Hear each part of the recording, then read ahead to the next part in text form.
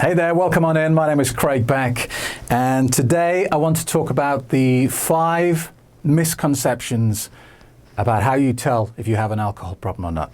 So I'm going to give you 5 statements that a lot of drinkers make to justify their drinking, and every single one of them is actually evidence that you've got a problem. And if you've ever used one of these 5 reasons, then you should see it as, a caring friend putting an arm around you and saying, listen, we need to talk about your drinking. Because I understand what this feels like because I've been there and I've done it. And, I'm not proud to admit that I spent a decade of my life, my adult life, when I was supposed to know what I was doing in this world, in denial.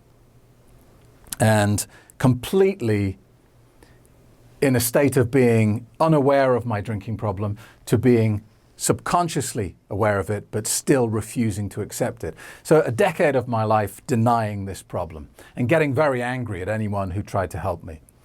And I mean, perhaps you've had this happen to you. You've been having a good time drinking away, and somebody who loves you, somebody who cares about you, has come up to you, put an arm around you and said, listen, I hope you don't mind me mentioning this, but your drinking seems a bit out of control. Maybe you should cut back a bit. And us drinkers, we don't like that. We don't normally respond very well to that sort of care and compassion. We get very upset and we say, hey, I can quit any time I like. Keep your nose out. We don't take it in the way that it's meant. And we should really, because if you think about it, nobody likes confrontation. Nobody wants to have that conversation with anyone. Never mind someone they love and care about. For someone to get to that point where they pluck up the courage and they're brave enough to come up to you and say, I need to talk to you about your drinking, that takes a lot. Can you imagine how many times in the past they must have thought about doing it and backed off? You can bet your bottom dollar that wasn't the first time they saw you and thought, he or she is in trouble. They will have seen it many, many times. They would have been worried for a very long time about you. And what you're witnessing in that moment when someone comes up to you is not someone being nosy and sticking their nose into your business, interfering with your life or trying to spoil your fun. What you're not seeing is that. What you're seeing is the final straw for somebody else. You're seeing someone else who has watched enough destruction, has watched you hurt yourself enough. And they finally said, I'm going to talk to him or her about it. So this is about breaking out of denial. And it's painful and it's difficult, but like all things in life, if you go through this, if you get through the other side, then amazing things, beautiful things are waiting for you. So these are the 5 most common excuses, justifications that I hear from people to defend their drinking as being normal and not a problem. And the first one is, I can stop anytime I damn well like. It's such a common one. Because the drinker is in the bubble of unreality that says, you're in control of this. You are drinking out of choice. And they will have built very, very strong walls around this belief. And for me personally, instead of admitting that I was an alcoholic, that I was addicted to alcohol, I would buy very expensive French Bordeaux. I mean, you're talking like $500 a bottle. And I would buy that purely so that I could honestly lie to myself. So I could say to myself, Craig, you haven't got a problem with drinking. You're a wine connoisseur. You're an expert. What a dick. So it's just so I had plausible deniability. I was buying $500 bottles of wine. And because we, as drinkers, we like to live in the illusion, under the illusion that we're in control of this. Drinking is our choice, and we can stop anytime we want. And as we all find out eventually, we can't. So the first time you hear yourself say that sentence, I can stop anytime I like, I want an alarm bell to go off in your head and go, oh, whoa, whoa, whoa. Second justification, a misconception about drinking. It's my problem. I'm only hurting myself. What's it got to do with you? If I want to do this to myself, it's got no concern of yours. I'm not hurting anyone else. And that sounds plausible, doesn't it? I mean, effectively, you're drinking poison out of choice. So it's an act of self-harm. You're massively increasing your chances of getting something nasty like cancer or cirrhosis. Do you know that 27% of deaths over the age of 45 are linked to alcohol?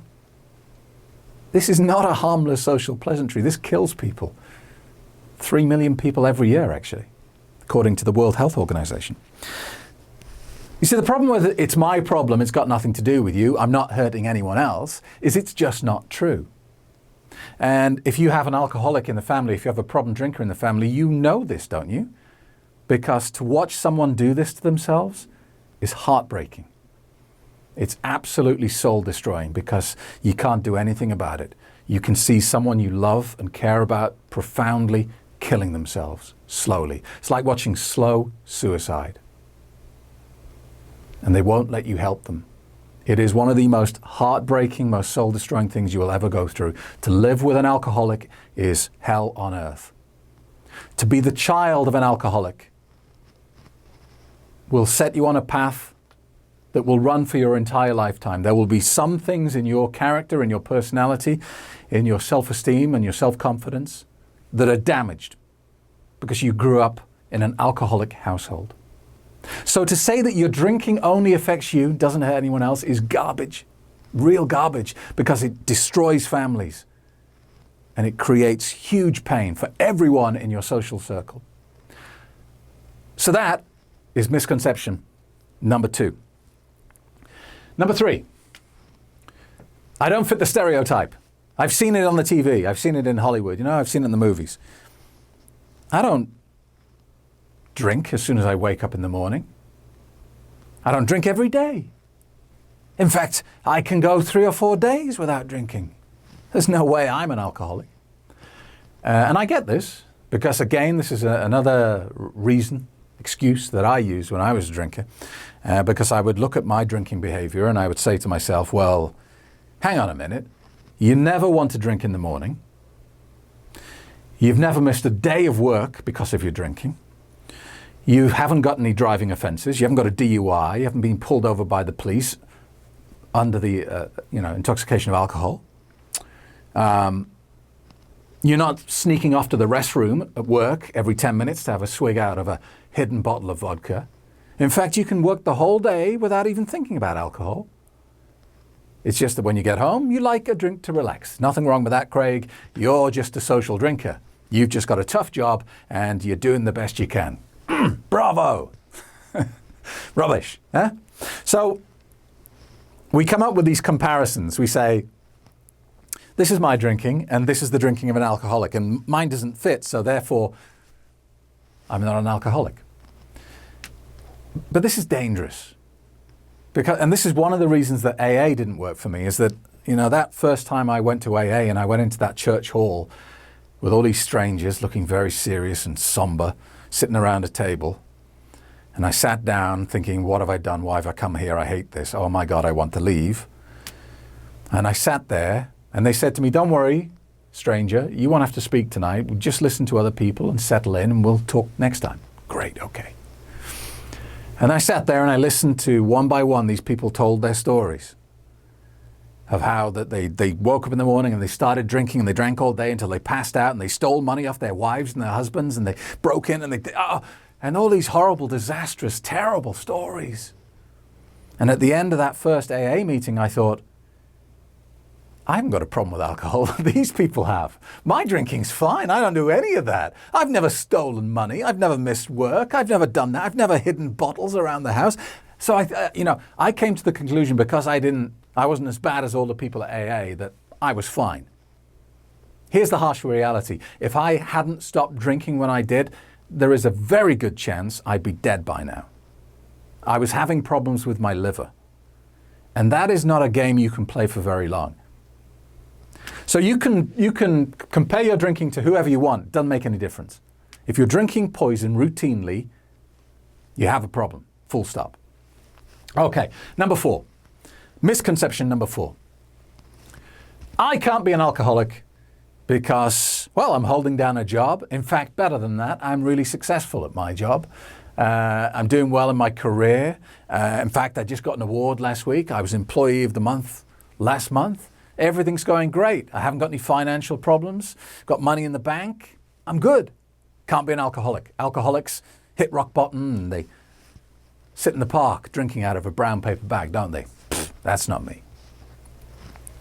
Again, this is this is the bulk.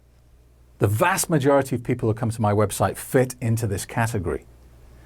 In fact, I will go as far as to say that if somebody came to my website and said, Craig, I want to pay you to help me.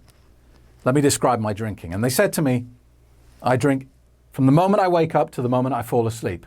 If I stop drinking even for 2 hours, I start shaking uncontrollably. I feel terrible and I have to drink to make those sensations go away. I would refuse to accept them as a client. And I would say to them, you are so dependent on alcohol that you need serious inpatient treatment. You need constant monitoring by clinical professionals. And that is not what I do. I am not a doctor, and I am not giving medical advice at any point. What I am is a therapist who happened to be a problem drinker.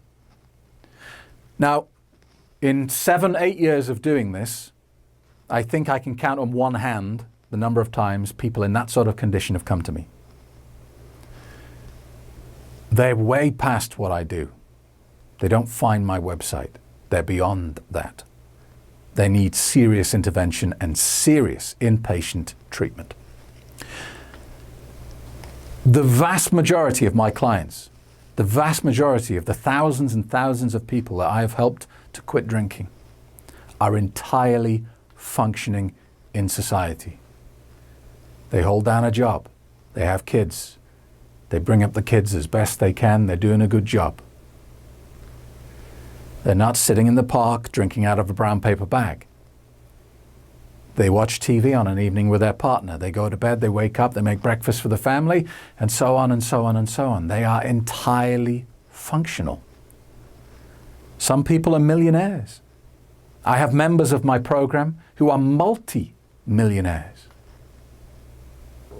I had a guy in a coaching session 3 months ago complain to me that he was only making $500,000 a month because of his drinking. And you're like, okay, what should you be making? Oh, way more than that. Yeah, okay. So success, achievement, whether you can hold down a job or not, it's got nothing to do with this. It doesn't matter where you drink, how much you drink. It's when alcohol starts to damage your life. That is the true measure of whether you have a drinking problem. And the fifth misconception that drinkers say to themselves, and again, I get this so much because I did the same thing, is they say things like, well, hey, at least I don't smoke. Or, at least I don't do the serious drugs. And I used to say that. You know, I had lots of friends who smoked and drank and did drugs, and I was thinking, wow, I'm so much better than them. Whoa, I'm so safe compared to those guys. Those guys are screwed. I had a friend. We worked together 20 years ago. His name was Jeff. He died this year at the age of 50. He didn't smoke. He didn't do drugs. All he did was drink. And that's what killed him.